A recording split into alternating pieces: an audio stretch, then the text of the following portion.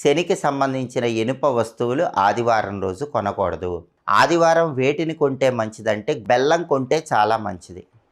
ఎర్రటి వస్తువులు ఏవైనా సరే ఆదివారం కొంటే సూర్యుడి అనుగ్రహం కలుగుతుంది. దానివల్ల మనకు మంచి ప్రయోజనాలు చేకూరతాయి.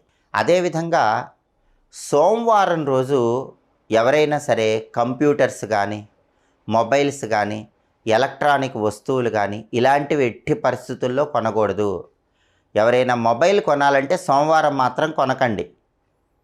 ఎలక్ట్రానిక్ వస్తువులు ఏవి సోమవారం కొనకండి. సోమవారం బియ్యం కొంటే చాలా మంచిది. ఎవరైనా బియ్యం బస్తా ఇంటికి తెచ్చుకోవాలంటే సోమవారం రోజు తెచ్చుకోండి.